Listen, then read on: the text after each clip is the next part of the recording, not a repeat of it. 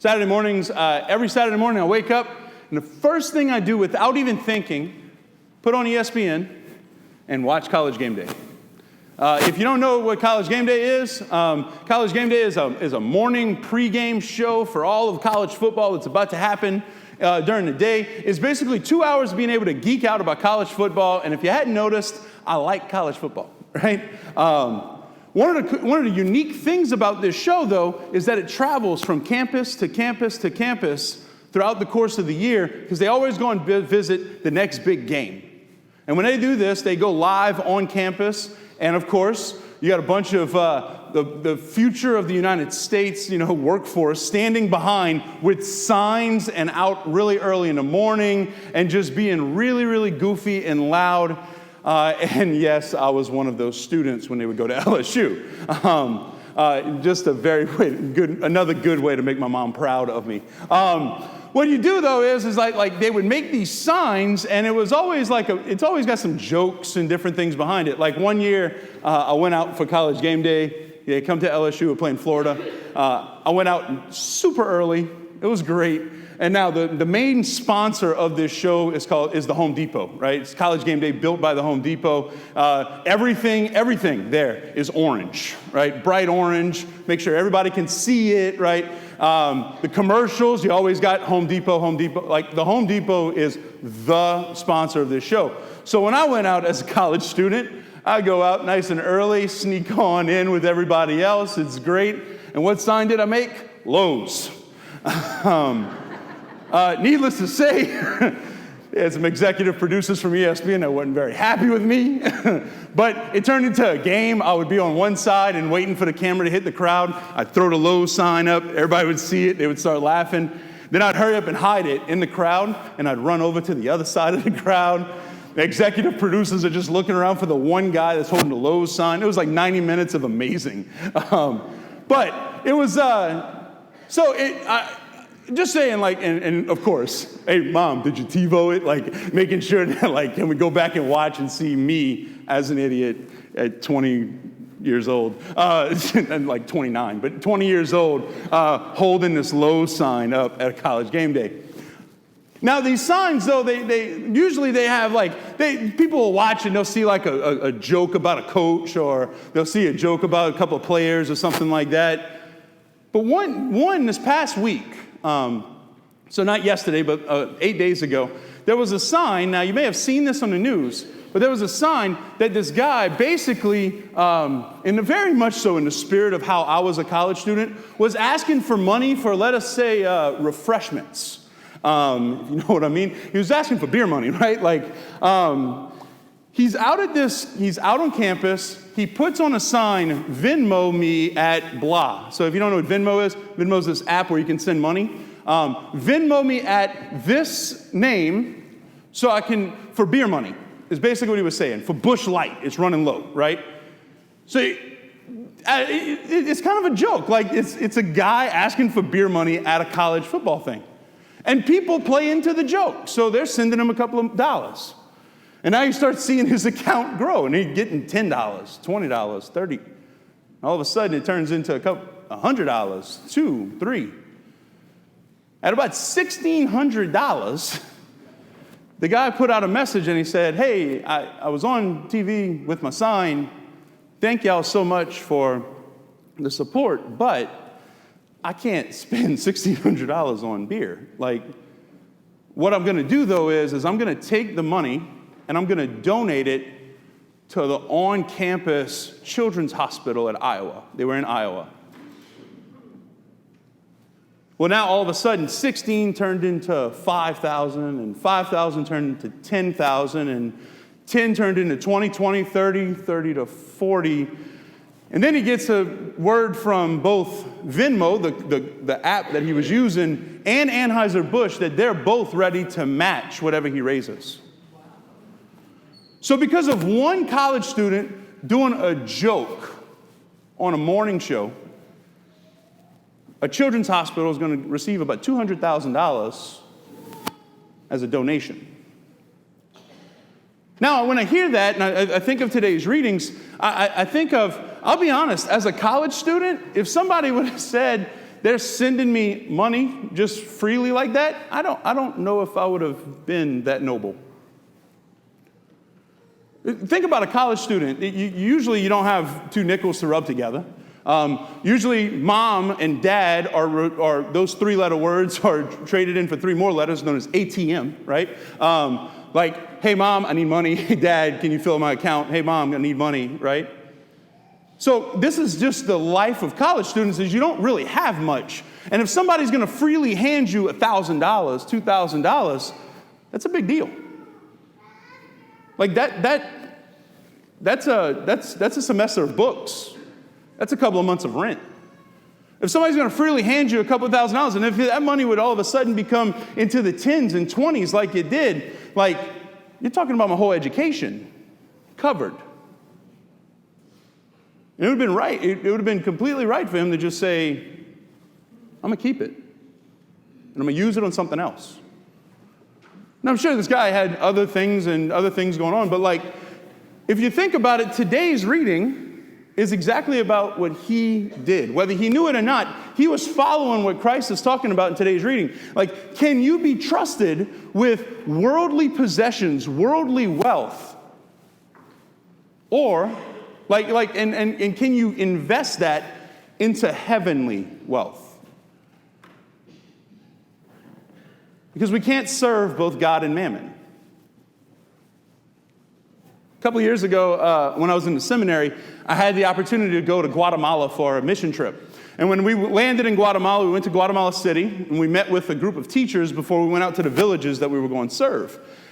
So we're meeting with these teachers, and the teachers were asking us very plainly. They said, what are y'all excited about? Like, what are y'all excited about doing on this mission trip? Like, what's the grace that you want God to give you on this mission trip? And I remember sitting back and kind of thinking for a second and telling them, like, I can't wait to go and serve these people and fix their situation. I can't wait to go to this trip, go to somebody's house and fix their situation, to help get them out of poverty, to fix their stuff. And the teacher looked at me. She kind of had a little cross look at me, and she says, please do not go with a savior complex. And I looked at her and I was like, what do you mean? She says, please don't go with the idea that you are there to fix them, but instead go to receive.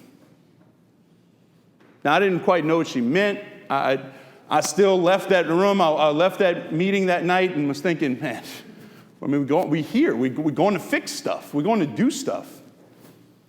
Until I walked into Dolores' house, and it was a 10 by 10 shack, dirt floor, metal walls, metal ceiling, sheet metal, holes in it.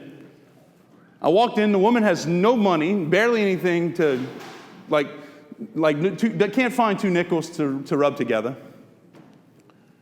And before anything, what she did, she pulled the best stool that she could find and told us all to sit, 4 men, made us each a cup of coffee and gave us a piece of bread. Now, while I was eating that piece of bread and drinking that cup of coffee, I realized this is what the teacher was talking about.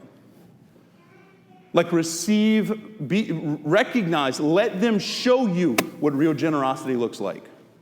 Because it's given from poverty. It's given from nothing.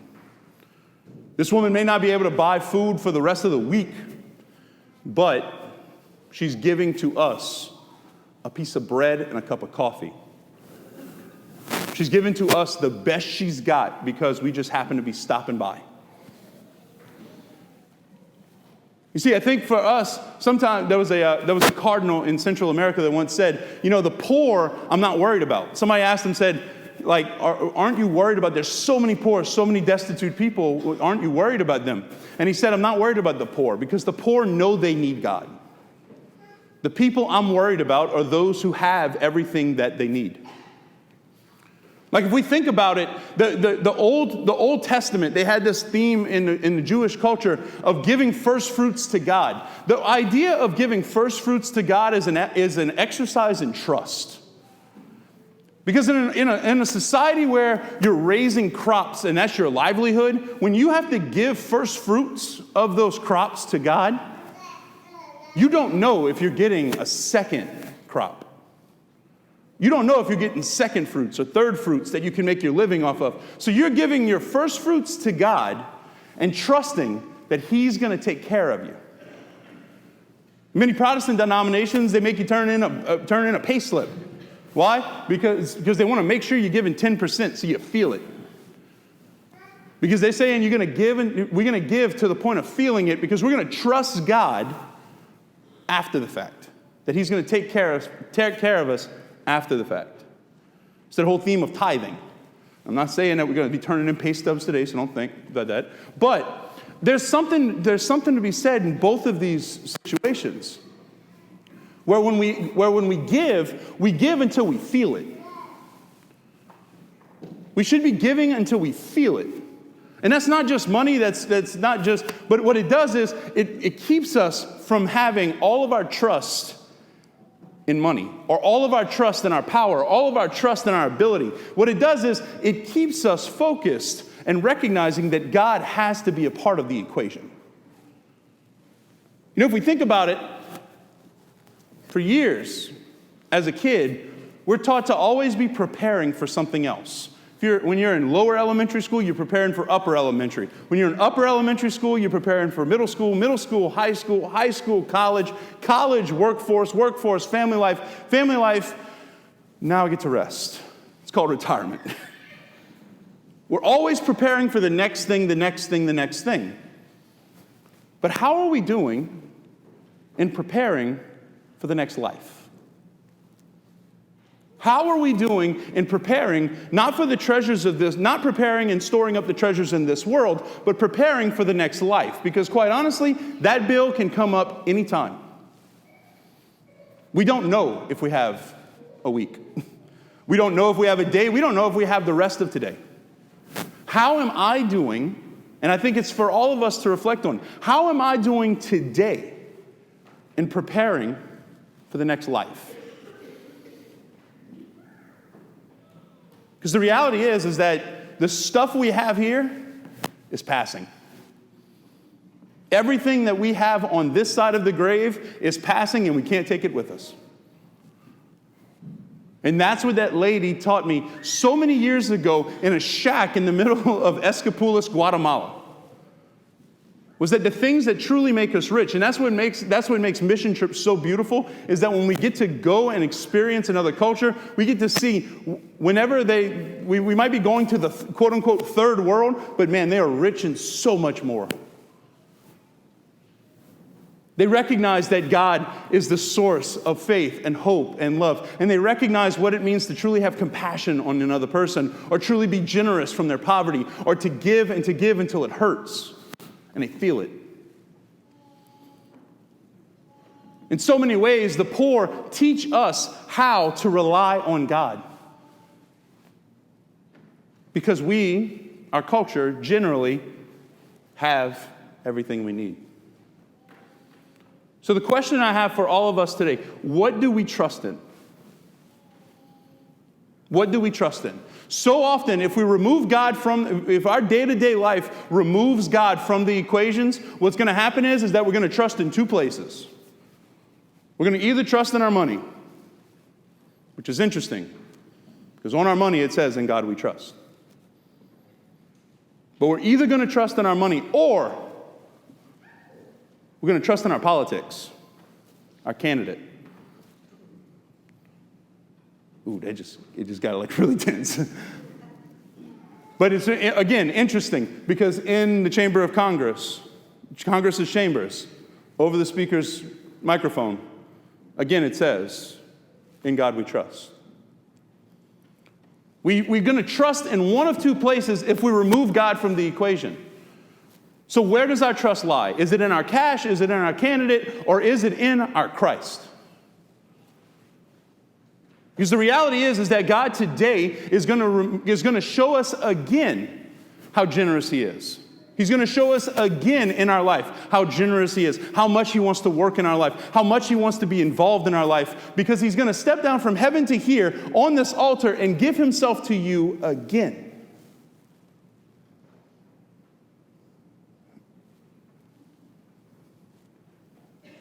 Giving himself again to us, a complete act of generosity from his poverty to meet ours.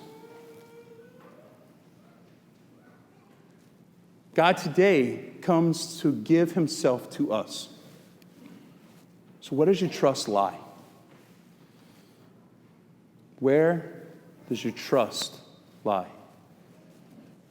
My power, my wealth, my status, or is it in my Lord who loves me enough to die for me and give himself to me again? Amen.